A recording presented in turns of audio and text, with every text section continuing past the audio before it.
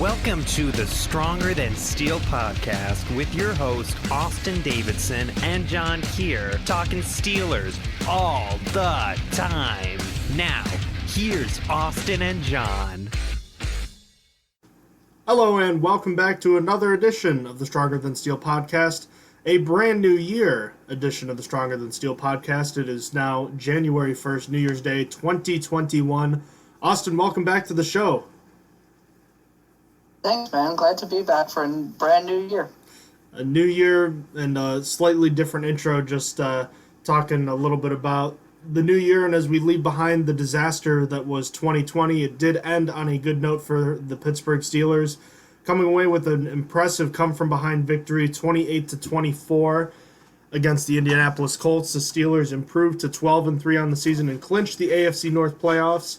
It was certainly not done in style, but for the first time in a month, the Steelers are victors.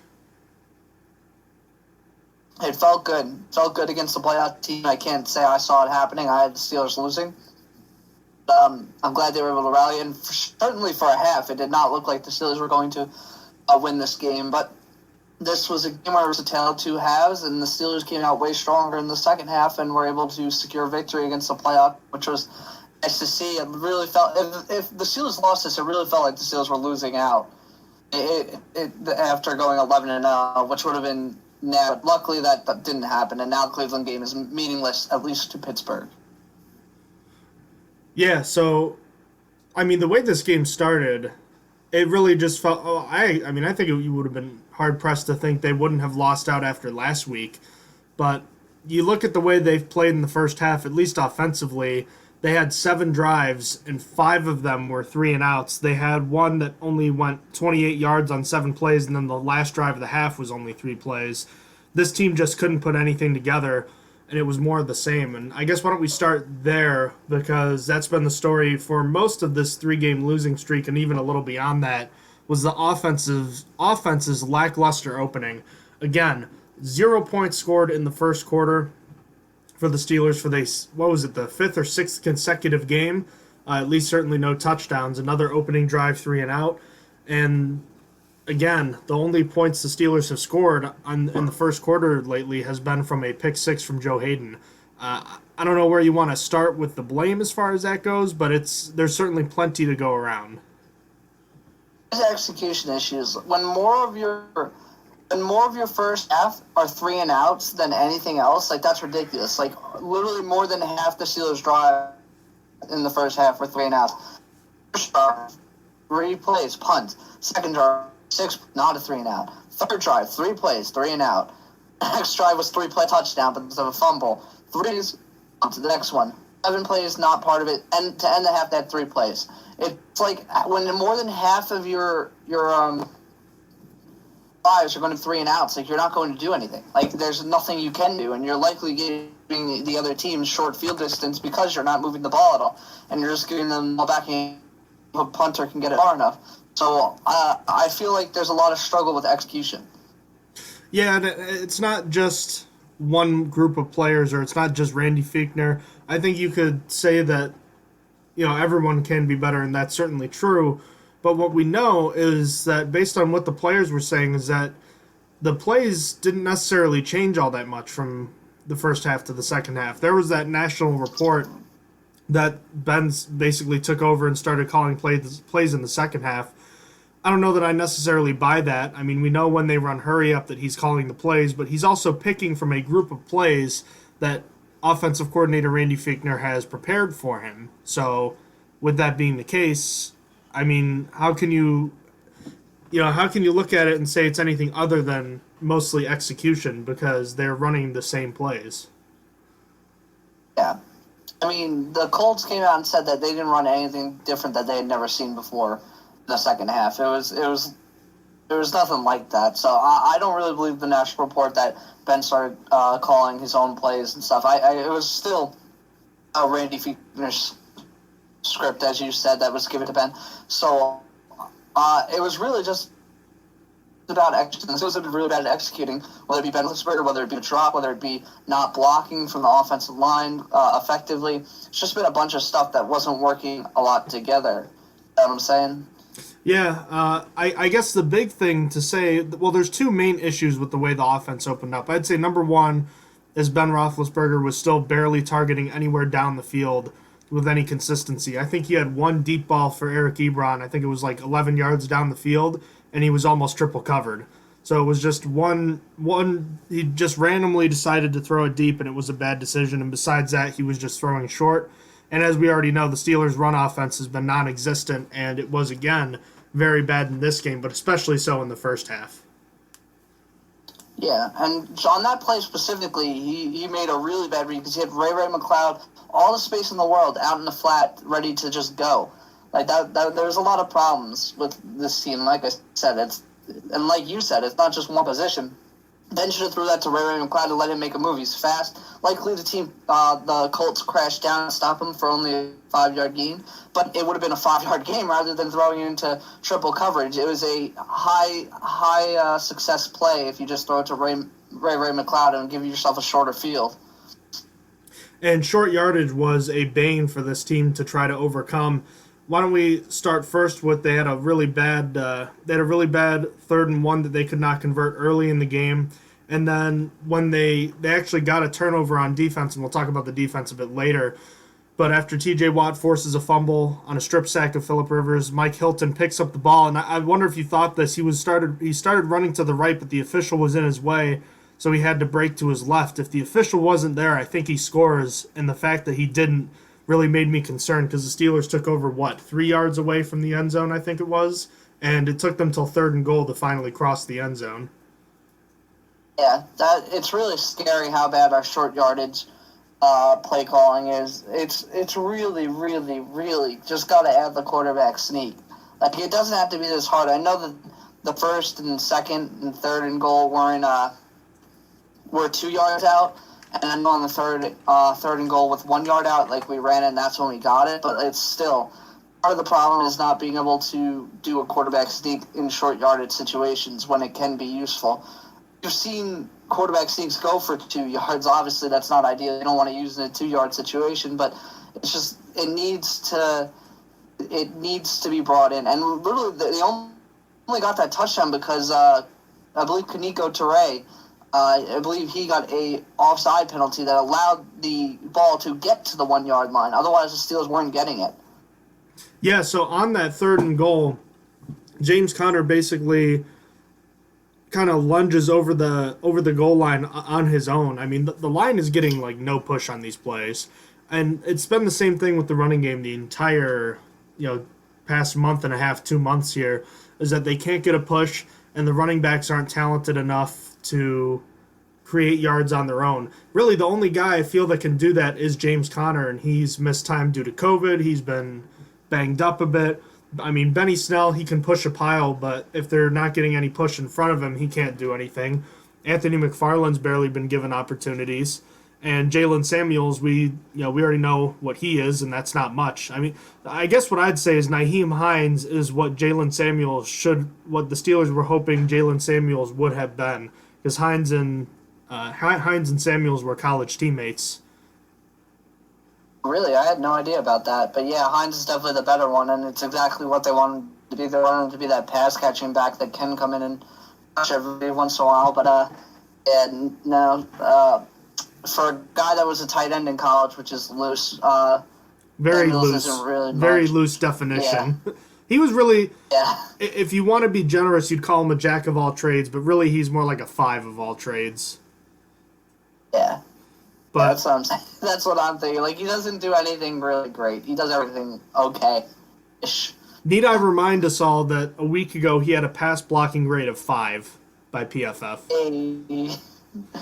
Hey, that's great, I think. It's on a scale of 1 to 5, right? No. Not quite. But, and don't forget, they were both coached by Eddie Faulkner. I forgot about that. Oh, yeah. That's interesting. I just didn't realize Nyheim Hines was his teammate. I didn't remember. Mm-hmm. I don't know much about college football. And I don't know that I'd necessarily blame, drafting Samuels, because Hines was drafted a round before. So I don't know that that's necessarily fair to blame him for that, No, not at all. But Benny Snell obviously didn't play well, and then the Steelers are able to get that 3-yard touchdown, 3-yard touchdown drive, just barely. But besides that, the offense was really not that good. And I guess why don't we switch over to the defense for the first half? I guess they were okay. I mean, their opening drive, the Colts are a great opening drive team, the very opposite of the Steelers, and they went right down the field on 9 plays to score a touchdown. And I know that they forced a turnover and set up a score, but the Colts still moved the ball with ease at times with 2 long touchdown drives, and then they had the big play touchdown to Zachary Pascal to make it 21-7. I really felt like the Colts weren't necessarily dominating on offense, but this was a Steelers defense that looked tired, even though I know that they weren't really tired because it was the first half. They were just getting pushed around, and they had the big play, but other than that, they were getting outperformed by the Colts offense. Easily. The game script for the Colts is just really good. Like you said, the Colts are very good at coming out and punching another team in the throat. And it really is up to their offensive coordinator. I don't actually know his name. They are really, really good at getting a really solid game script to start the game. I'll be able to score. I forgot the exact statistic, but I'm pretty sure that they scored opening drive touchdown in their last 5 games. Like that's unheard of in Pittsburgh. That's wild. Yeah, that really is foreign to the Steelers. And besides that one strip sack forced fumble, the Steelers only had one other really successful drive that they held the Colts in check, where they punted at the end of the first half, which, mind you, we saw some awful clock management from Mike Tomlin there, where I don't know if he got fooled by Phillip Rivers acting like he was going no huddle, but instead of taking a timeout, Mike Tomlin let the clock wind down. He gave really what I thought was kind of a crappy answer, where he said he was basically scared of the fact that Nyheim Hines had this huge gain on a dump off, or it was a screen that went for like 70 yards but was called back due to penalty, and he basically used that as an excuse for why he didn't call a timeout, because he was scared of the defense giving up like a 60-yard play on 3rd and 18 or something, which is, oddly enough, it's happened before this year, so I would understand where he's coming from, but that shouldn't happen anyways. That right there is as simple as living in his fears.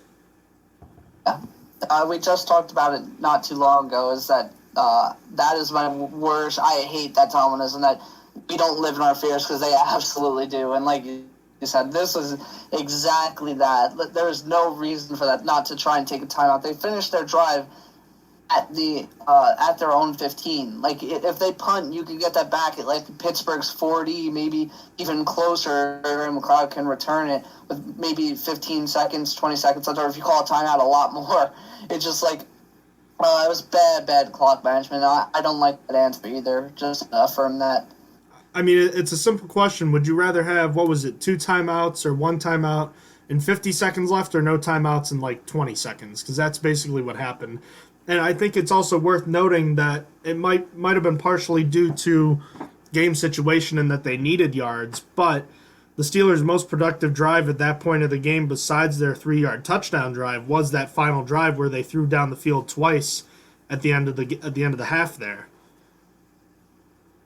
Yeah, no. I just think that overall the Steelers should have gotten another shot on offense, even if the offense was bad. Yeah, because I think that's sending a bad message to both your offense and defense. You're telling your defense, I don't think you guys can stop them on a 3rd and 18 or something like that. Like I'm concerned that you can't do that, and they're going to keep their drive going. And it says to your offense, I'm not sure that you guys are going to be able to score anyways, which we've seen them do a couple times this year, including 2 weeks ago, I think it was, where the Steelers. It was the Bills game. It was the Bills game when the Steelers got the ball back after having just lost the lead on the pick six, and instead of having another opportunity to score, they just let the clock run down. I thought, what's his name? The defensive backs coach, the assistant defensive backs coach, the guy from the Bengals. Do you remember his name? It's on the tip of my tongue. Terrell Austin. Terrell Austin, yeah. No? I thought he was the guy that was supposed to be helping Mike Tomlin out with this kind of stuff. I did have it right. Question. Wasn't he the guy that was supposed to be helping with this? Because it feels like this is something that has been an issue the last few weeks. Yeah, I don't know. Maybe it's Alex. I don't know. I honestly couldn't tell you because it doesn't even make sense. Because you know what? I'd feel a little bit better in both those games that we're talking about. The other team got the ball at the second half to start the second half, and you were down by a lot. If at least okay, the Steelers get the ball at half, that changes things. You could go in a little bit more conservative and say, boys, we need to make a really good game plan coming out of the head. We need to punch them in the throat. We'll score quick. Blah blah blah. Whatever, etc. So you actually have another chance. In this case, the Steelers are literally kicking off their team, giving them another chance to just get buried down deeper. I don't understand the play call when the other team gets the ball at half. That's what happened too. That's what happened too. They went down and they kicked a field goal, and I know that wasn't backbreaking, obviously, but that's still a drive where they took almost 6 minutes off the clock and added to their lead, making it a 3-score game. Yeah, it could have. Let's say that the Steelers even just got a field goal at the end of the half, which is hard pressed because the offense really sucked. But it's just it changes the game. Again, like you said, it doesn't really matter because the Steelers won, and ultimately making that a 2-score game because the Colts come out of the half, they scored a field goal, counteract our field goal from the end of the second half. That's fine. You're now still down 2 scores. You know, it's poor clock management that could get you to lose games. You got lucky here. Yeah, and most games you're not going to come back from a 17-point deficit, as evidenced by the fact that this is the only time in the Mike Tomlin era that the Steelers have done so. So that being the case, I guess let's... looks like we lost Austin there. One moment. Austin, you there, buddy?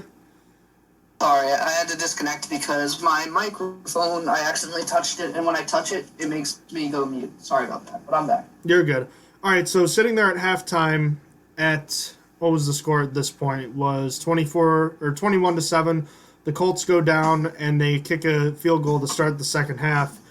At that point, you're probably, I know I was thinking this game was over, and I was kind of thinking, as far as Ben goes, I was very upset, and I thought that, the way Roethlisberger had been playing, I was kind of ready to see something different, and I was like, I feel like it's not getting better, and it's not going to get better.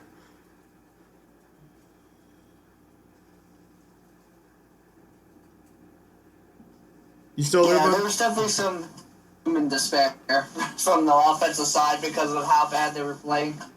So, to start the next drive, the Steelers finally start throwing down the field a little bit more.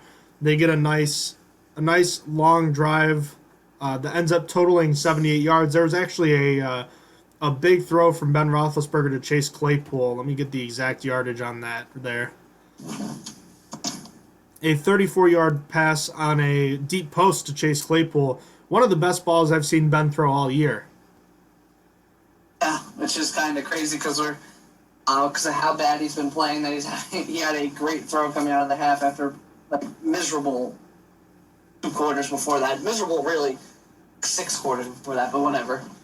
And the Steelers get down inside the 5, and that's where disaster strikes again. The Steelers lose a couple yards on a Benny Snell run on first down, and then on 3rd and goal, a pass to Chase Claypool is dropped, which he would have scored on, and then on 4th down, the pass to James Washington in the corner is knocked away. And right then, you probably would have thought, as I did, that was the Steelers' best last gasp. And from that point on, the Colts, though, were buried in their own end. They only ran the ball, I think, a handful of times from that point on. The Steelers get the 3 and out, and the offense takes over. And right away after that, the Steelers connect on a deep pass to Deontay Johnson, a quick 39-yard touchdown that showed that Ben still had it, and it was probably the most unlikely completion of the day, but there it was, probably his best throw of the season. It was a really pretty ball. Just like that, the Steelers are back in it. They scored in almost no time on the clock, no time being 7 seconds, and the Steelers were just right back in it, now down 10 points after that one play. And then the next defensive drive, Avery Williamson gets a sack on 3rd down. The Colts go 3 and out. And you felt like the momentum had changed at that point. The Steelers get a couple calls, get down the field. James Washington makes a nice grab. And Then, let me see. The Steelers get another touchdown, this time. This time from Eric Ebron as the Steelers move into the fourth quarter. Ebron's fifth touchdown, which I was going to talk a little bit about later, but the Steelers are now the seventh team in NFL history to have 5 different players catch a touchdown pass in a single season. That's pretty crazy. The Steelers have definitely been spreading the ball. It's a lot different than accustomed to because we had Antonio Brown for a while who handed the ball. Obviously, he was one of the greatest wide receivers we saw in the past decade. So now the Steelers are able to spread it out more, having a few more weapons, and it's different. It's different in a good way sometimes. We saw a little bit of a new element at this point in time too. We started to see James Conner be used as a receiver for the first time really this year. Conner, by the way, caught 5 for 45 yards. Most of this season, it felt like he was used only in pass protection or to run the ball. But Conner, as we see in space, is probably still the Steelers' best running back. And even though the running numbers weren't that great, his final numbers were relatively efficient given the few number of touches that he had on the day. So glad you brought up the pass catching thing. I know I didn't go over it on the podcast, but behind the scenes, I went on a whole Twitter rant to John about how the Steelers are not using James Conner effectively in the pass catching game in comparative years. And I felt like in this game they really started to do it. 5 for 45 is a good stat line for a running back. 9 yards per catch, that's really good. And James Conner showed that he is pretty flexible and versatile when he gets the ball in his hands in the pass catching game. And I feel like that might be an element to possibly opening up the run game. If you're not, because part of the reason why, there's a lot of reasons that we talked about the run game. Another thing that could be introduced is that they're not scared of the running backs catching balls because I feel like they haven't really been catching that many this year. James Conner in previous years had been like a beast. He usually caught like three catches at least per game, it felt like. And then this year it's just been like he hadn't been catching any up until this game. So teams don't have to be really worrying about him out of the backfield. I liked this game getting him involved, and I thought it was really effective. He had a really solid day in that regard. Yeah, didn't he have like 50 grabs last year? Something like that. I mean, in this game, he got 5, but no, he got a long of 10 in this game. I'm gonna see that because I'm curious. I'm pretty sure he had like right around 50 last year, and 2 years ago I think he had like 40. So he's shown the ability to do so. What was that? Everything I know is down. Like, remember when I was going over the stuff on Twitter? It's like his catch percentage was down, his targets were down, his receptions were obviously down. There's a lot of stuff down for him in that regard in his pass catching game. So he didn't catch he got targeted one time his rookie year. Remember, Lev Bell played most of that year. And then 2 years ago when he was the primary starter for 13 games, he caught 55 for 497 and a touchdown. Last year he only played in 10 games but caught 34 for 251 and 3 touchdowns. Now he's up to 30 this year. And remember, 5 came last week. Hasn't found the end zone yet, but I think it's a dual effect to getting him more receptions, throwing the ball to him a little more. Because if you have him running his running back receiving pattern, that means Juju is going to be able to run his more traditional wide receiver route tree. So I think it has a double positive effect, and I'm all in favor of it going forward. Exactly. Honestly, at this point, I could deal with less Benny Snell and Jalen Samuels on the field. I think that James Conner should be the featured back and should be treated that way. I know they want to divvy it up. Maybe they're scared of wearing out their running back's tires. And I'm not sure they weren't scared of that with Le'Veon Bell. But I'm not saying James Conner's as good as him, but I feel like James Conner should be made like the feature back where he maybe you take him out for a few snaps because what I was looking for with Benny Snell, I'm not getting anymore. I thought Benny Snell would be the short yardage running back, and it's not all his fault, but he's supposed to be the bigger guy that can kind of put his head down and get forward, and we're not getting that 1 yard. So to me, Benny Snell at the moment is useless. No offense. He was really good in like the first weeks and stuff, and I just think that next year he could possibly be the feature back, but for now it should be James Conner's show because we're not being offered anything else from the other running backs that James Conner can't do. James Conner cannot get a yard if we need it. Like it's to me, the other running backs don't have value for this year. in my head. So why don't we go there then, just really quickly? Like, where are you on Benny Snell at this point? Because I don't think he's an awful player, but I don't think that he's doing what he was drafted necessarily to do, and he's in a difficult spot because he's one of those guys that has to get touches for him to warm up. Like, he plays better as the game goes on. The problem is, it's not like you're starting a car in the wintertime and then it starts going. You're basically starting like a 50-year-old car, and once it gets going, it's going fine, but it just takes so long for it to get going. I mean, you need to give Benny like basically 10 touches before he's in the game, and that worked against the Bengals a couple weeks ago because they didn't have any other choice because James Conner was out. But in this game where the Steelers are constantly rotating guys, I know you want to keep James Conner fresh, and Jalen Samuels isn't there often, and Anthony McFarland's a rookie, but I don't know, man. If your choices are between rotating guys the way they've been or just leaning on Conner right now, I'd just lean on him because Samuels isn't proven, and Snell needs a ton of touches to get going for whatever reason. Yeah, that's what I'm saying. I just don't think any of the running backs do anything much better than James Conner. I think James Conner is your best pass blocking running back. I think James Conner is your best receiving running back. I believe James Conner is your best rushing running back in every situation because short yardage, I wanted it to be Snell. I wanted Snell to be the guy that's like, okay, I'm going to put my head down and fall forward for a yard.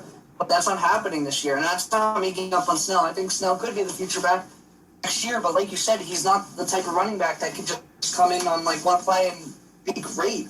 It's kind of crazy. I miss Kareth White. He's not chilling anywhere. I miss Kareth White. Every time he came in, he got like 10 yards and then went back to the bench. That was gonna be my next question for you, was comparatively to Anthony McFarland, where are you with McFarland? I know that McFarland could still, he still has 3 years left on his rookie deal after this season, but where are you in comparison to what Kareth White brought the team last year and Anthony McFarland as a rookie? Well, I mean, I thought Kareth White brought more because every time Kareth White came on the field, it felt like he did something. I feel like McFarland's had some nice plays, not really a lot, but like when I think of Kareth White, like I think of 20-yard gains out of nowhere for no reason. 20-yard game, 15-yard game, one play game, and he's up, he caught a ball, it's going for 10 yards, and now he's back to the bench. Like, we're not getting that from the other guys. I miss Kareth White. I really liked him. Kareth White in 6 games last season had 24 for $122 and caught 1 pass for 9 yards. His best game was his first game when he had 6 for 43. So, in terms of overall production, I mean, McFarland's probably had a little bit more. But, I mean, James Conner is obviously the best pass blocking back. He might be one of the better pass blocking running backs in the NFL. He's at least a decent receiver, and he's by far their best runner right now. In terms of efficiency, he's the only guy producing. McFarland hasn't had much of a chance. We already know Samuels isn't that good, and Snell just takes a while to get going. I'm not sure what to do with this running back group going forward, because this group is just a bunch of pieces that don't fit together. Yeah, they need to get a guy that do exactly what you need them to do. They need a short yardage guy, or you could use your fullback. Regardless, which doesn't happen, the fullback is a piece that the Steelers offense absolutely hates. Snell has that maybe is a great pass catcher, because that's what you want Jalen. You want Benny Snell to be your short yardage guy. What are you saying? I was just saying that they've tried to force feed Benny Snell as the short yardage guy this year. He does have 4 touchdowns on the year, so at times he's been successful, but most of the time it still feels like he's getting dumped for no gain, and there's no short yardage back, and there's no true receiving back. I think that's what the two things are missing. Snell could be the short yardage back, but there's no real receiving back. There's still pieces missing here, and there's just this modge podge of guys that aren't getting it done, besides Conner, when he's healthy. Exactly. There's just a bunch of pieces that they want to be the pieces, but they're not. Like, Jalen Samuels is not the receiving back they want. He's just never going to be Naheem Hines. It's just not going to be Austin Eckler. He's not going to be he's not going to be there. And I mean, I obviously Austin Eckler is the $6 million running back, but still, like, he's just not a guy that is gonna be that piece the Steelers want him to be. And you can tell the Steelers want to build that rotation where they have a guy for that. They want a special teams running back, they want a pass catching running back, they want a short yardage running back, they want a primary guy. And they just don't have it. The special teams one they had in Trey Edmonds, and moved away from that. Now they just got Derek Watt who's chilling. But they got to make it work. They got to change up their running backs next year. Try and get some budget guys that could come in. Yourself like a Bilal Powell, something like that, something cheap that could be a pass catching back. I don't know who exactly is a free agent, but there's got to be something cheap out there. Let's get back to what was going on in the flow of the game. The Colts were now up only 3 points, 24-21. They get to midfield before a big sack by Cameron Hayward, and the Steelers, for the third consecutive drive, start going down the field. And because of the two deep passes hit by Roethlisberger to Claypool, and then later on hit a pass to Deontay Johnson for a touchdown, the safety started backing off, and we saw the short passing game come back and work successfully, and we saw the best run of the day from the Steelers, a 12-yard run by James Conner out of the pistol. So I think we've seen what the biggest thing the Steelers' rushing offense needs to be successful, and it's successful downfield passing, because it'll bring the rest of the defense back, and it'll allow for the short passing game, which the Steelers thrive off of, to be there. So it seems like the easiest thing to get the rest of this offense going is downfield passing.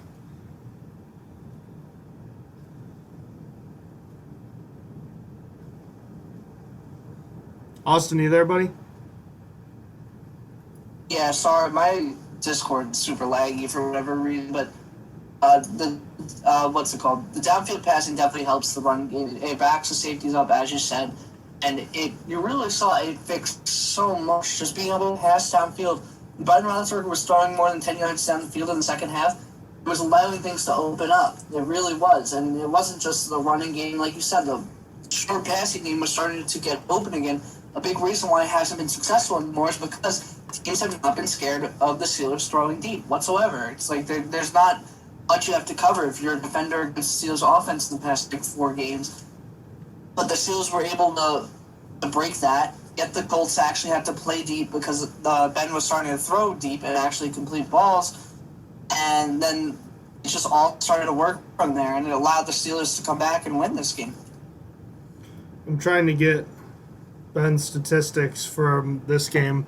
I believe his passing chart would indicate, though, that he was like 8 of 12 on passes 10-plus yards down the field and 2 touchdowns. Like, it was by far his best effort when going deeper. And what's crazy is it didn't feel like he was just an automatic, I'm just going to throw a deep ball here. It's like, I'm actually picking a spot where it's good coverage and he's actually dropping a perfect pass. So it wasn't just like he was all of a sudden connecting. It was all of a sudden he was making good decisions when he was throwing deep.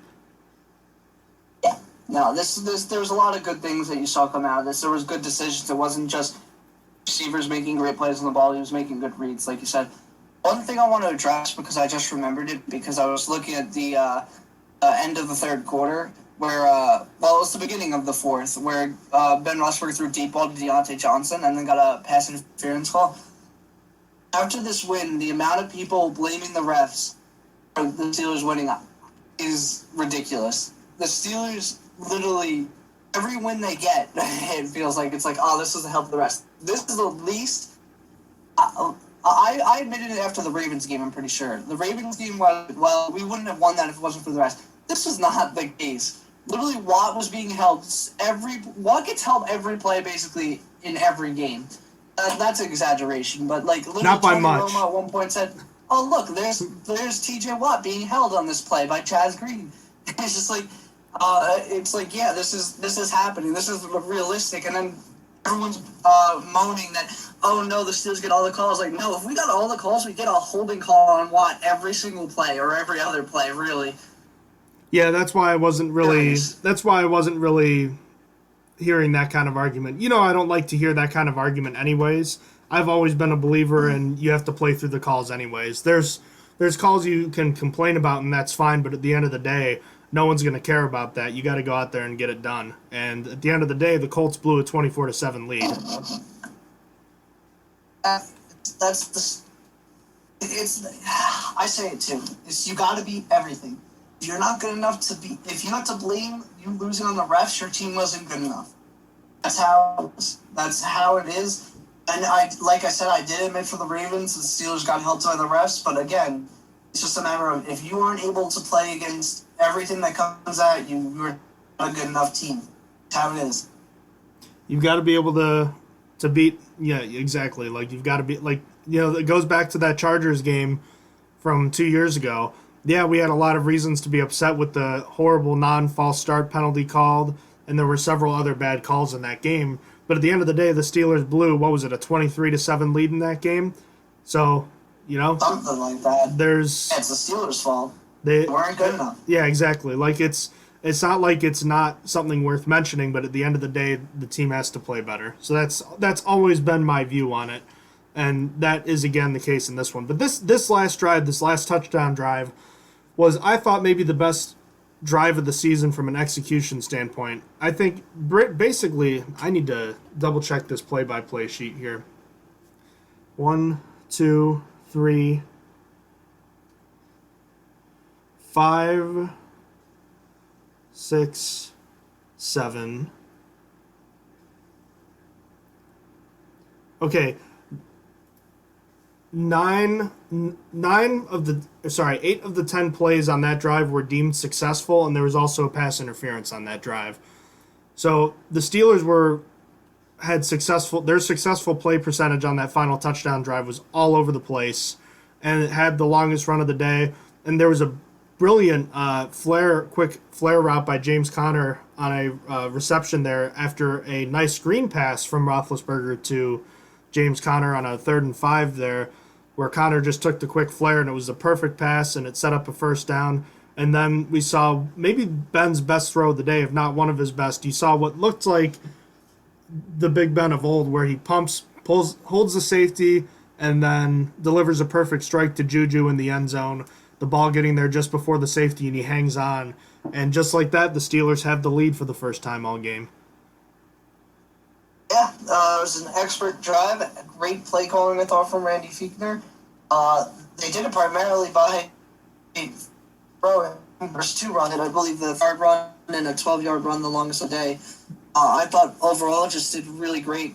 And, like you said, that was one of the best plays by Ben to get that touchdown to Juju, waving off the safety, holding him in place for long enough to get Juju open was expert. That's what I love to see. That really gets my gears going. The pump fake especially. Not that seeing the pump fake and then a perfect throw gets you. It really gets the blood pumping. It really does, dude. It really does. You want to talk about vintage Ben? Yeah, he's not going to scramble and make a ton of plays with defenders hanging off of him, but that's one aspect of his old game that you still see from time to time is that pump fake. So that was really nice to see. And at that point, the Steelers, if there had been a crowd there, it would have been in a frenzy. That was the real shame of it all. But the Colts get the ball back, and again, like right on cue, the Colts, Phillip Rivers throws it up, and Mike Hilton is there to intercept it, the Steelers' second turnover of the game. And they ultimately were not able to run out the clock, but they were able to chew up about almost 4 minutes off the clock, and it set up the Colts with one last opportunity. With 2 minutes to go, and they were moving the ball down the field with good efficiency. A lot of dump-offs to Nyheim Hines, but I felt like, Austin, that the Colts were doing a good job early on in that drive getting out of bounds, but it was ultimately for naught. The Colts' drive stalled out near midfield, and the Steelers were able to hang on for one of the more impressive wins of the Mike Tomlin era, considering the massive hole that they faced. And I also forgot Steven Nelson had an interception in that drive that was taken away due to a penalty as well. Yeah, this is Mike Tomlin's biggest comeback ever. The Steelers under Mike Tomlin have never won a game down 17 in the second half.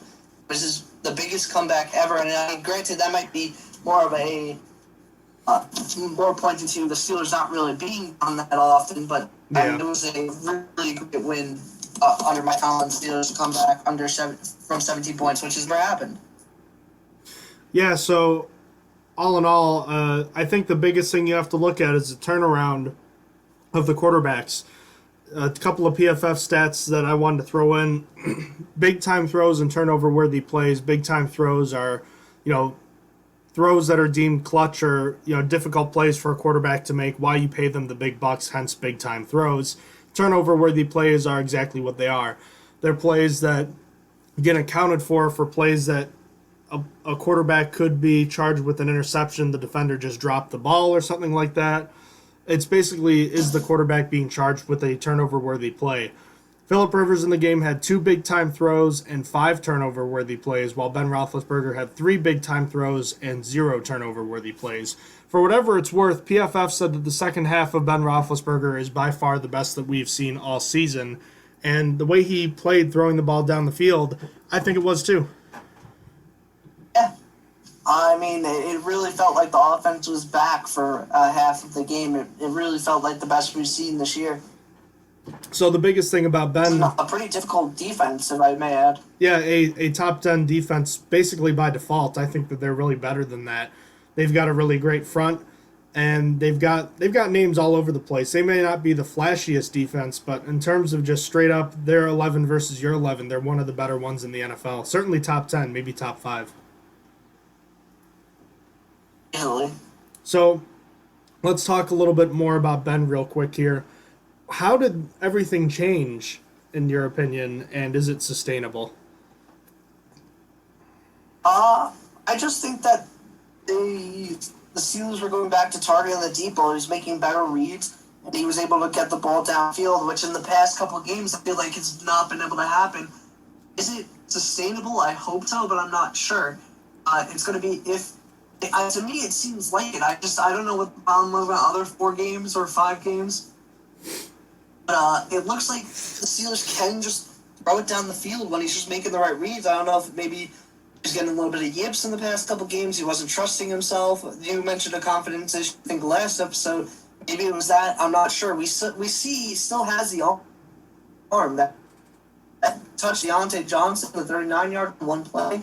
Those are really nice throws. I mean, the 39-yard one to Deontay Johnson also made a great extension, but he still put it there. He put it there for Deontay Johnson to grab.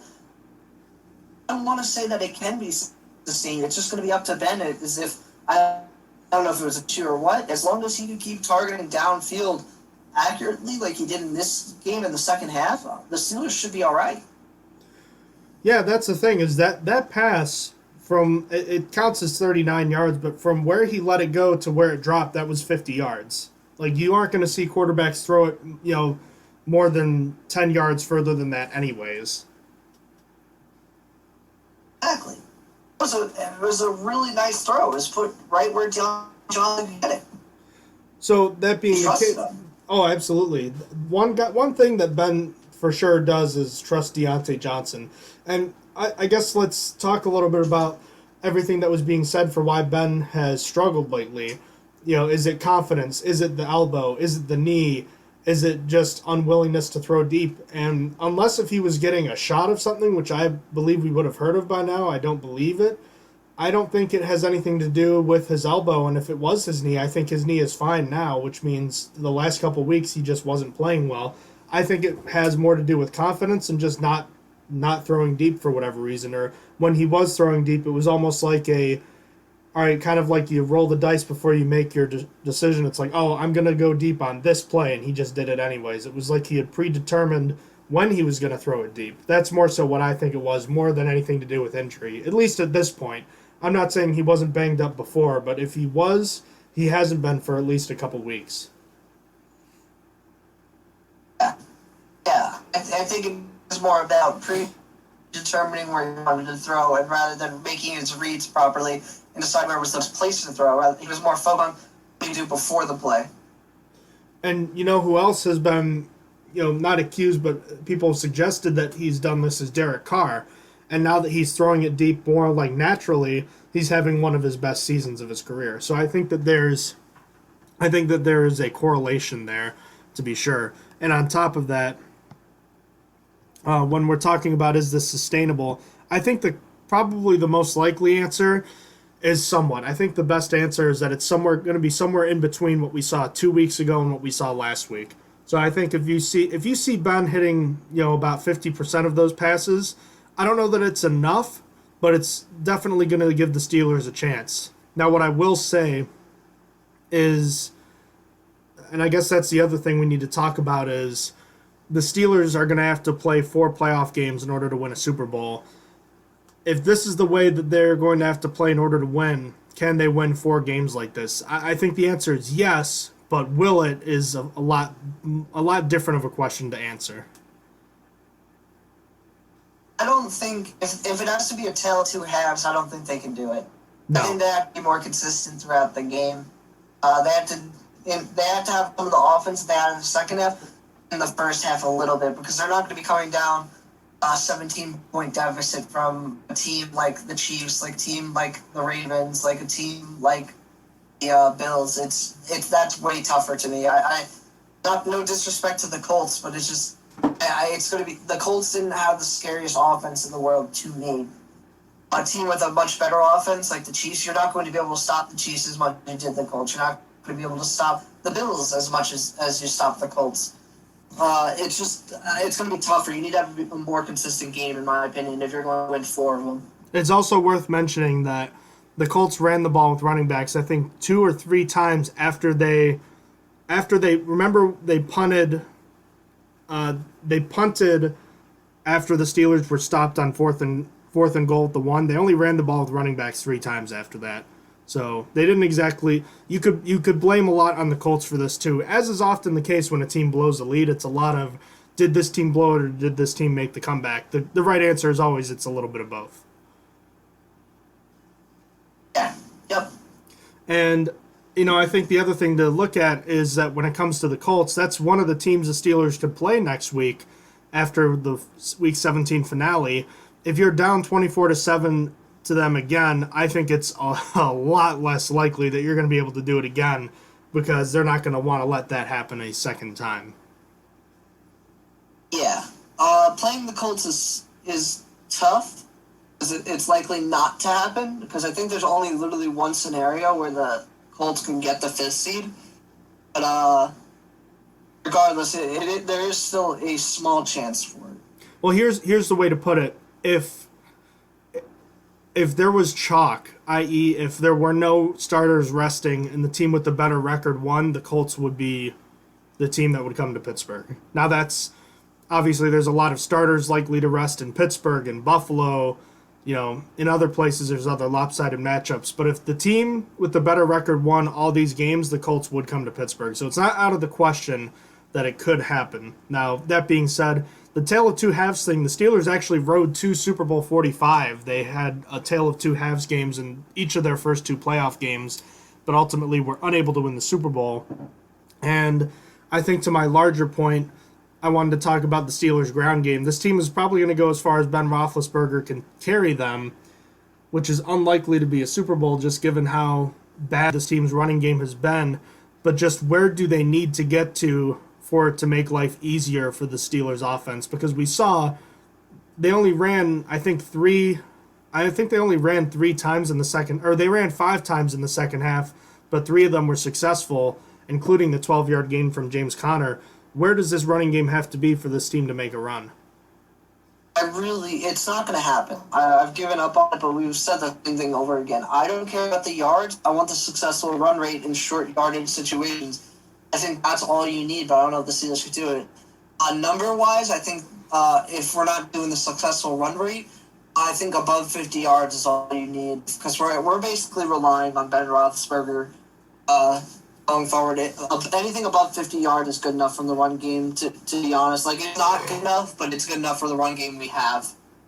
Can I also throw a little something else out there? If you get James Conner involved in the passing game like he was, I also think he will run better. Oh, I think so.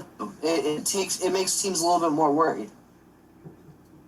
So that being said, let's get into individual performance. We talked a bit about Roethlisberger and James Conner, Benny Snell already. As far as the receivers go, it's the same as it's been all year. The same 5 guys have produced. Vance McDonald actually caught a pass in this game. I mentioned the 5+ touchdowns for Those 5 guys. There aren't any other players on the team that have caught a touchdown pass this year. Sorry, say that one more time? All right, so there are 5 players on this team that have 5-plus touchdowns this year. Smith-Schuster, Johnson, Claypool, Ebron, and Washington, right? Not a single other player has a receiving touchdown this year. Yeah, that's so weird. None for Vance McDonald, none for Jalen Samuels, None for Benny James, Snell. none for James Conner, none for Ray McLeod. Although McLeod doesn't have a ton of plays, that's the weird thing is like there's no one else. There's 4 receivers and 1 tight end have all the receiving touchdowns. Yeah, pretty weird. So, very nice game for Smith-Schuster. One of probably his best game of the season. I thought Johnson was very good. Claypool was part of the team breaking out on offense. Just a very solid day from this receiver group, except Claypool did have a drop in the end zone. He needs to catch that one. Yeah. I mean, you want him to catch that for sure, especially with his strong hands. But luckily it didn't impact the Steelers too bad, and you move on from there. All right, let's switch to the defensive side, looking at performance. I wanted to start quickly with Avery Williamson because he led the team in tackles once again. I feel like he has been as advertised. 14 tackles in this one. He gets exposed a bit in coverage, but I think overall he's just a solid player, and he had his first sack with the team, and he's obviously very pumped. He said that he's been very happy with the Steelers this year and has 2 tackles for loss in this one. Very much advertised, I think, and a nice player to have. And 9 of his 14 tackles were by himself, too. So, I mean, he's a really great addition. And it was perfect. I mean, you can't really foresee what can happen, but obviously the Steelers realized that their inside linebacker depth was weak, and it ended up being bad because you see Bobby Spills get hurt, you lose Devin Bush, then Vince Williams gets COVID, and it's just like making that trade for Avery Williamson became huge because, I mean, imagine what it looks like without Avery Williamson. I have no idea what you do. DeGrace Scales ends up as a starter. You probably have to sign someone else off the street because, DeGrace Scales is your starter with Marcus Allen. So, honestly, it was a great pickup. Really good one. The story of his time with the Steelers will be his PFF run defense grade was an 85, which is like basically elite, and which was the best on the team, and his coverage grade was 43, which was the worst on the team. Okay. I mean, you win some, you lose some. That's what we're rolling. He's basically there to do what he did, and that's, what, if he can break up a pass or provide good coverage, that's really all I can ask, right? I mean, it's John Bostic, just a slightly better version of John Bostic. Exactly. I hope he plays well and gets a nice fat contract next year from someone else. Also, is it me or does he just look huge when that 51, right? Like he does. He looks. I'm glad you said it because I'm looking at it like, dude, why are you so big compared to other NFL athletes? Yeah, and like, I don't know. He looks like massive out there. Maybe it's because Vince Williams is kind of a slim inside linebacker. He always has been, but Vince Williams isn't a small guy either. Maybe it's just because Vince Williams is 233, and Ryan Shazier, Devin Bush are what, like 220, 225 something, and here's Avery at like 250. And the guy looks like a freaking Hulk back there. You want to see a thick linebacker, go back and look at Levon Kirkland. I don't know if you've ever seen him. Yeah, Ment's a big dude. Kirkland was a guy ahead of his time, or maybe behind his times, I should say. He could move for a big man, but getting off topic. Anyways, how about Vince Williams? He didn't grade well in terms of PFF, but after having battled COVID and having struggled with some symptoms of it, he came back and played all defensive snaps in that game. I just wanted to give him his proper due because even if he didn't play that well, he wore the green dot and did a lot for this defense today, or on Sunday. I was shocked he wore the green dot. I thought that for sure Avery Williamson would be getting the green dot again and would play primarily the snaps. Vince Williams would ease into it. No, Vince Williams came in and said, I want all the snaps, and he wore the green dot, which Pittsburgh typically has hated, giving Vince Williams the green dot for whatever reason. So, honestly, good for him. I thought he did great coming back from COVID. And on top of that, you could see there were a couple plays where he was adjusting young players like Carlos Davis to align to the correct gap. So he knows the defense, and one of his more famous games as the defensive play caller came against Tom Brady in 2018, where the Steelers did a fantastic job disguising coverages. So I hope we see more of that going forward, and I'd rather see him as opposed to Avery Williamson as the primary defensive play caller. So I'd rather see him on the field more often than Avery. Yeah, me too. I'd like to see Vince, like we saw in this game, play all the snaps, and we'll see Avery Williamson and Bobby Spills in and out when Spillane comes back. Elsewhere on the defense, T.J. Watt again had a great game. He enhances his Defensive Player of the Year bid with 2 more sacks, and Alex Highsmith actually finished with the best PFF grade on the other side. His spin move to the inside, a la Dwight Freeney, forced the last throw of the game from Phillip Rivers to come out early and ultimately ended the game. So I thought both of those guys played really well too. Yeah, that kid is there. I'm waiting for it. He's almost there for the sack. Like, his pressure so far has been nuts. Like, he fits in perfectly with the rest of the Pittsburgh pass rushers because he's getting the pressure. Right now, he's got, like, the Cameron Hayward thing. Like, obviously not anywhere the same type of player, but it's just, like, the fact that he's getting pressure, but he's not getting the sack. I'm waiting for it. He is nasty. I watch every week, and I see him being able to beat his tackle. I know that he played up against backup tackles in this game, but the past couple of games where he got to start over, he's nasty. And T.J. Watt continues. Unsized Watt didn't win AFC Defensive Player. Running mate Mike Hilton, I said I meant Defensive Player. His running mate Mike Hilton won AFC Defensive Player of the Week this week. But I thought, honestly, Watt was going to win if he sacked and the forced fumble. He gave it to Hilton in the interception and the fumble recovery, though.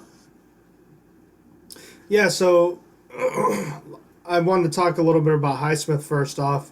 That was a guy that I ended up looking at pre-draft, as you might remember. You remember when I was looking at him, do you remember like what I was saying about him? So the only thing I remember was that you thought he was going to go higher than he did, and he didn't end up because I think you said the Steelers had to get him in the second round if they were going to get him, and you thought that was too high, but he ended up going third round, which was solid value. I don't remember much about his actual play other than he needed to put on some weight. Yeah, so I wasn't crazy about the Steelers taking him because, like you said, I thought that he was going to be going a lot earlier than he did. The Steelers got him at the very end of the third round, so almost a fourth round pick.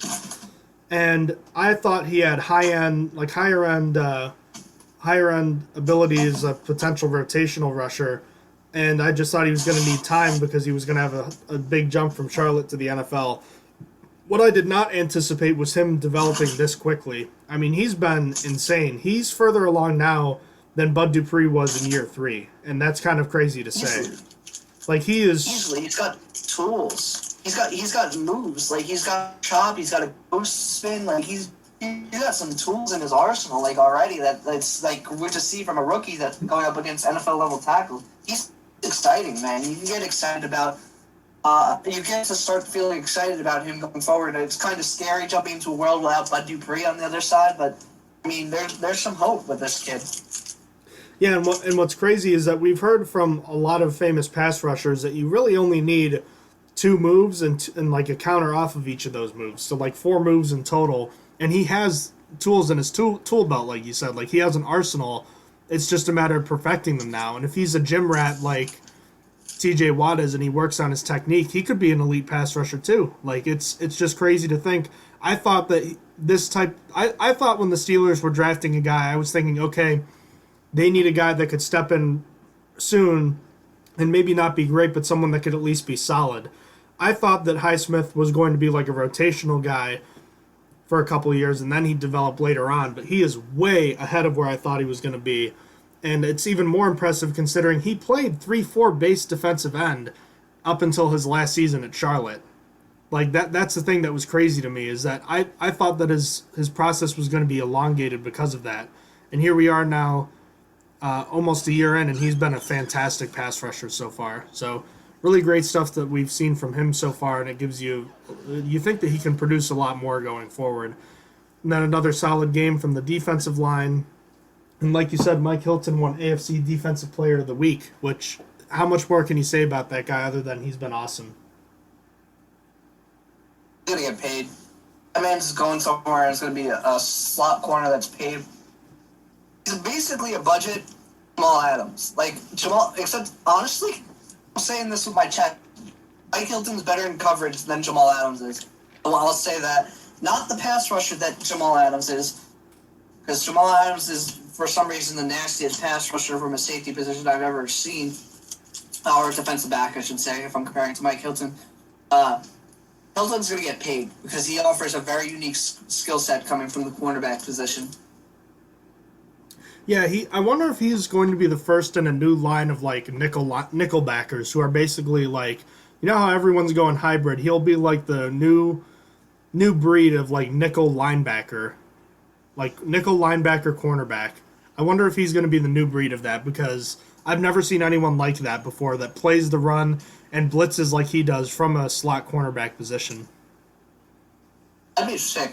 It'd be cool if you revolutionized position to make it that cool.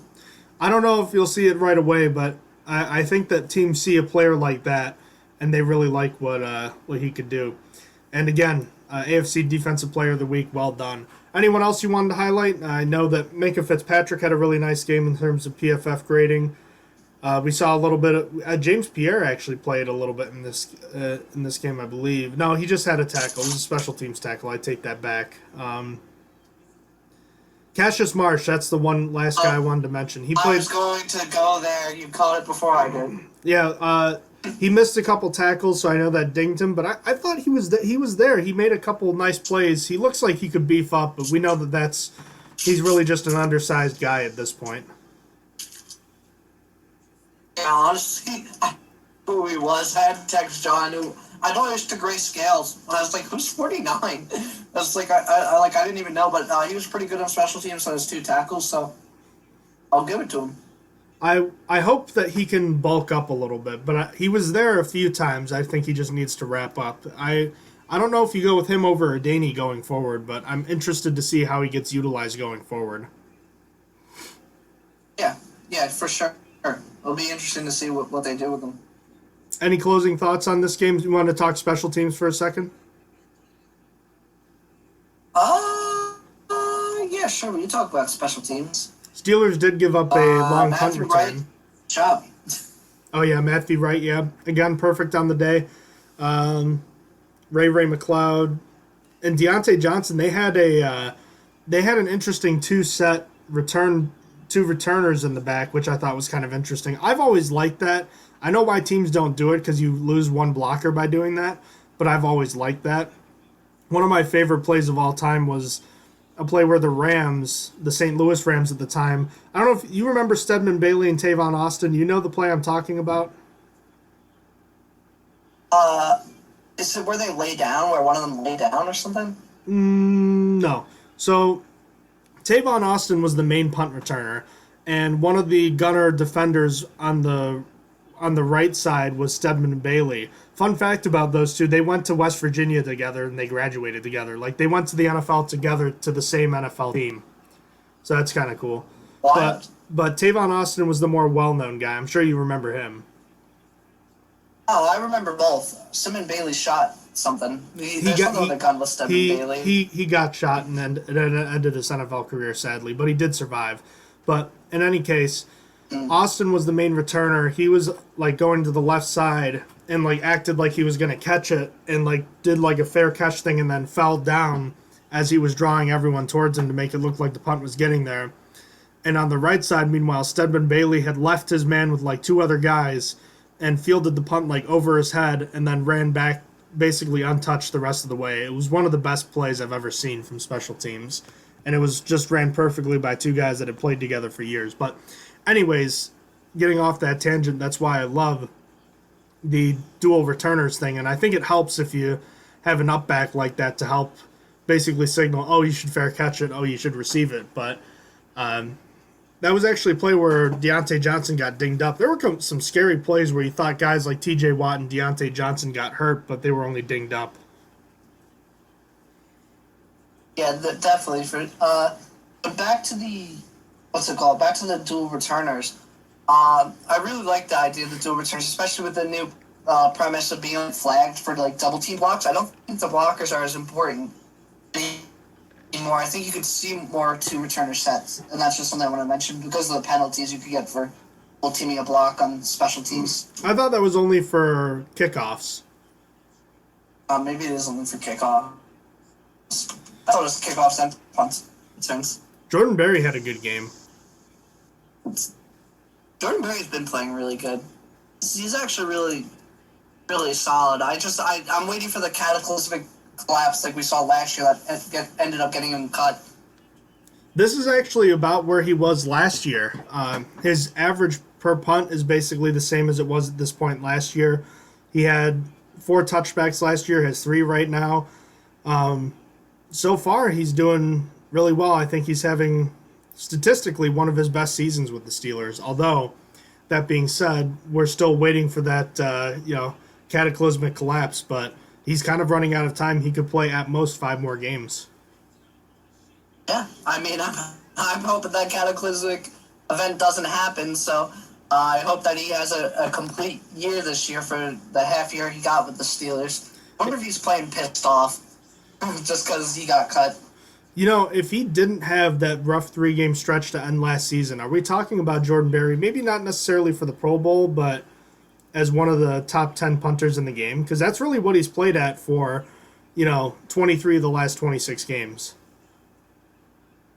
Yeah, I think we could put him in top 10, if not for those 3 horrific games. One of the strange scenarios where a guy kind of emerged from being mediocre to really good without really anyone noticing. Yeah, for sure. All right, I think I'm all set on this game then. One of the biggest wins in the Mike Tomlin era. Yeah, no, it was a great win. Obviously, winning 28-24 is great. Love the comeback win. The one of the only ones Mike Tomlin's had from 17 points out. Really great win. Alrighty. In that case, let's move on then. Let's see. Was there anything we wanted to hit on with Steelers news? I think we could save it for the next episode. Okay. All right. Terrell Nothing crazy. Terrell Edmonds came out of this game with a shoulder injury. He hasn't practiced as of Thursday. Sean Davis would likely play in his place if he can't go on Sunday. And outside of the game, Chris Boswell also still has his groin injury. That's worth noting because Matthew Wright has used up his elevations. So because of that, if he's elevated again, it would actually take a roster spot. So the Steelers would have to cut somebody. And we'll get into that a little more later. But let's move into Week 16 real quick. We already talked a little bit about Alvin Kamara's 6-touchdown performance. Only done one other time by Ernie Nevers in 1929. 6 rushing touchdowns on the day. Pretty wild. Yeah, pretty crazy. Crazy day from him. And then not much to talk about, but with the Saturday games, the Bucs destroyed a Lions team that was playing without their quarterback and most of their coaching staff. The Cardinals continued to struggle behind a midseason, not collapse, but they just haven't looked impressive lately. C.J. Beathard throws 3 touchdowns as the Niners continue to have a revolving door quarterback. Ryan Fitzpatrick leads a comeback again against the Raiders this time. The Dolphins have an interesting quarterback situation, which we'll get into later. We talked about the Steelers and Colts. The Chiefs they've won their last 7 games by no more than a touchdown. And in this game, they had every reason to lose if they were playing a team other than the Falcons that just do not know how to close out close games. Yeah, I can't believe Koo missed a field goal. Like, he's been crazy. He's been a weapon all year for the Falcons. And then when it came to this game, he missed which should have been easy for him. Kind of crazy. The Chiefs get a break with the Bills having a chance at the 1 seed still. Well, not anymore, I don't think. No. If they do, it's very remote. No, they don't. The Chiefs clinched it. And what's even crazier to that in my mind was one of the cornerbacks I looked at last year, A.J. Terrell, dropped a game-sealing interception in the end zone. I don't know if you saw that. He literally had it, and then as he went to the ground, it bounced off of him. It, bounced away from him after that. Nah, I didn't see. I'm going to find a link to that for you. You want to talk about Jets and Browns real quick? Nothing unexpected from that game. I mean, the Jets were given a really easy Browns team that only had, I think, 3 wide receivers available for the game, none of which had caught a pass a NFL game from Baker Mayfield or as a Cleveland Brown, for that matter. So it was tough. And then you have Kevin Stefanski deciding, well, if we don't have all of our wide receivers and we only have practice squad wide receivers, you know, with our 2 great running backs, Kareem Hunt and Nick Chubb, not rushing them all game, throw 53 times. They lost that game because they threw 53 times on a team depleted of wide receivers. The Browns definitely played like they deserved to lose that game to the Jets, and honestly, it wasn't surprised that they did lose because they threw 53 times. And also worth noting, when they did run, they did not run the ball well. They only had 18 for 45 on the day. And they fumbled, I think, 3 times in that game, too. Great. Not great at all. The Bears destroyed the Jaguars, who clinched the number 1 overall pick. Trevor Lawrence is going to Jacksonville is the big takeaway from this. And the Bears are still alive for the playoffs, and in fact are in right now. The Bears basically win and they're in, I think. I'm pretty sure they win. Yeah, that's obviously what it means. If they're in it right now, they're win, they in.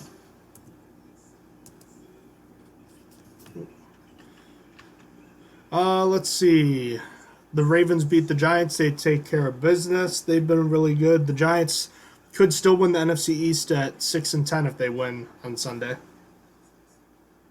Yeah, it's up to the Cowboys football team and Giants. They all can win it, depending on what happens. Not much to say about Bengals and Texans, just 2 bad teams playing out the stretch. And I would feel bad for Deshaun Watson, but you remember he signed a huge extension there when he shouldn't have. I feel bad for J.J. Watt. That's who I feel bad for. His speech about how he feels pissed off for the fans that they're 4-11 and they still have fans that are still supporting him. It was awesome. He's a great dude. David Johnson had a big game, 12 carries for $128 and a touchdown. Too bad it didn't make a difference in this one. The Chargers defeated the Denver Broncos 19-16. I didn't see anything about this game.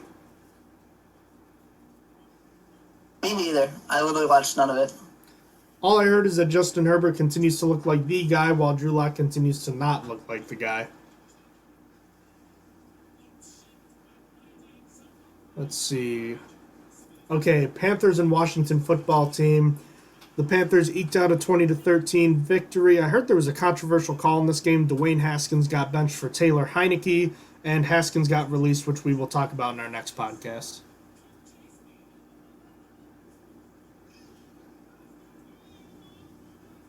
You there, bud? Wonder if we lost Austin again. We did lose Austin again. Austin, buddy, do you have any comments on the Washington-Carolina game? I didn't want to know Mike Diss is injured, and now Christian McCaffrey's not coming back for the year, so they got no running backs. Eagles and Cowboys, the Jalen Hurts experiment ended poorly this time. The Cowboys' offense finally looks like what I thought it was going to look like with Andy Dalton at the start of the year. Yeah, honestly, it's kind of surprising. I really thought that the Eagles, with Jalen Hurts, how they've been playing, would have been able to overtake them. But now the Cowboys have been coming on strong to end the year, which is unfortunate for them because they want a higher draft pick now. But, I mean, I guess they can make the playoffs for what it's worth. The fact of the matter is everyone is going to have everyone that doesn't make the playoffs from that division is going to have a high draft pick. Pretty much, yeah. All right, and then the Rams continue to not look good. The Seahawks are strange, though. Their defense has finally started to play well, and it's their offense that's fallen asleep lately. Strange. They have all the pieces to be good, maybe besides like a fully fledged offensive line, but their offensive line comparatively for like the past decade, this is one of the best Seahawks lines that we've seen, honest. in all honesty. So, I mean, I don't know why their offense is struggling. The Packers steamrolled the Titans in a snowy game at Lambeau Field, a game that I thought was going to be more competitive than it was, but besides a long scamper from Ryan Tannehill, the Titans had nothing. Yeah, no, the Titans have been a team similar to in the first of their games. A lot of them, like including the Pittsburgh game. If you guys don't remember, the Pittsburgh game, they were asleep for the first Pittsburgh about 24-7. 27-7. Then they woke up.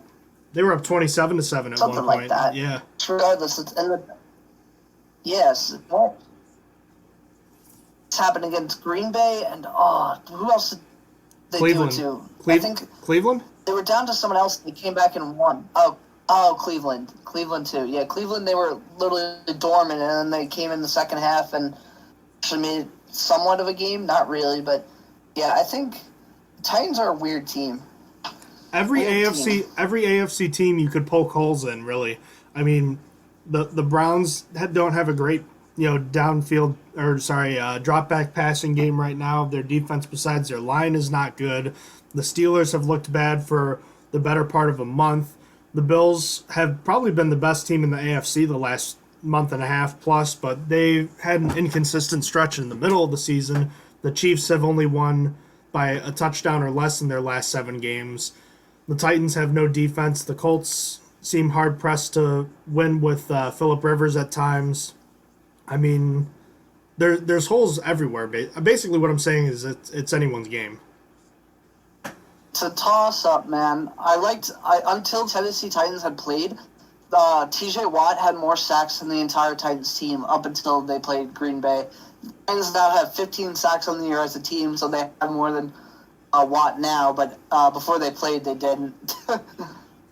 And speaking of the Bills, they came out and unleashed years of frustration on the New England Patriots, beating them 38-9, an absolute destruction of the former AFC East champions for the better part of the last 20 years. And the torch has officially been passed. It is now the Bills' division. Thinking about all their opt-outs and stuff, that really affected them. Like, they had the most players opt out team. I think that they should be better. I mean, it's also going to be relying on their quarterback situation. I think that's a real reason why they are as bad as they were. Because honestly, they were overperforming how they should have done. It was just really Cam Newton was holding them back. Yeah, we'll see. Excuse me. We'll see. We'll see how they handle the quarterback situation going forward after this year. Alrighty then, I think we're ready to wrap this one up. I think we're good. All right, ladies and gentlemen, thank you as always for listening to the Stronger Than Steel podcast. If you have any questions, please email us at strongerthansteelpodcast@gmail.com and check out our website, strongerthansteelnfl.blogspot.com. You can see our episodes posted on SoundCloud and YouTube under the name Stronger Than Steel Podcast. Until next time, thank you for listening and have a terrific day. And Happy New Year, everybody.